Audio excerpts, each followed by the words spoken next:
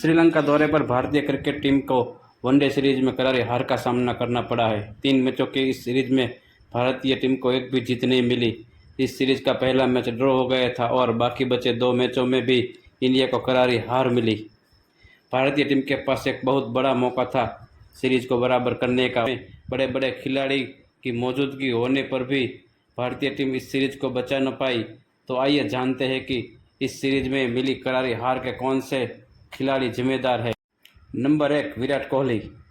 ICC one day विश्व cup खेलने के बाद विराट कोहली पहली बार अपना 50 ओवर फॉर्मेट का मैच खेलने के लिए उतरे थे और बुरी तरह से इस सीरीज में फेल रहे। 3 मैचों की श्रृंखला में सिर्फ 58 रन ही बना पाए, जिसमें उसका सर्वोच्च स्कोर सिर्फ 24 रन का ही रहा। श्रीलंका जैसी कमजोर टीम के खिलाफ भी विराट का बल्ला नहीं चला और इसी कारण भारत को हार का सामना करना पड़ा। नंबर 2, शिवम दुबे। श्रीलंका के खिलाफ अगर किसी के खिलाड़ी ने निराश किया है तो वह शिवम दुबे ही है। इस खिलाड़ी को एक ऑलराउंडर के तौर पर चुना गया था, लेकिन इस खिलाड़ी दोनों में बुरी तरह से फेल हो गए, जिसका नतीजा भारतीय टीम को भुगतना पड़ा। और नंबर 3, ऋषभ पंत।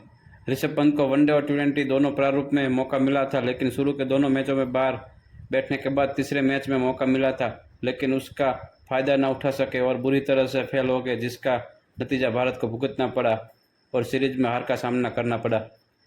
3 मैचों की इस सीरीज में ये खिलाड़ी भी पूरी तरह से फेल रहा। 2 मैचों में मौका मिला था, लेकिन दोनों मौके को फायदा नहीं उठा पाए केएल राहुल, और एक मैच में तो वो 0 रन पर आउट हो गए।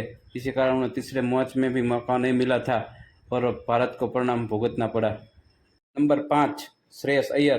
कोलकाता नाइट राइडर्स के इस कप्तान को गौतम गंभीर ले आए थे, लेकिन वो भी बुरी तरह से फेल हो गए। 3 मैचों की इस सीरीज में वो सिर्फ 38 रन ही बना पाए। श्रेयस अय्यर का सबसे घटिया प्रदर्शन रहा इस सीरीज में। इसका नतीजा भारतीय टीम को भुगतना पड़ा और श्रीलंका के सामने सीरीज को गंवाना पड़ा। तो फ्रेंड्स, यह भारत की 27 साल बाद पहली वनडे सीरीज हार है श्रीलंका के सामने।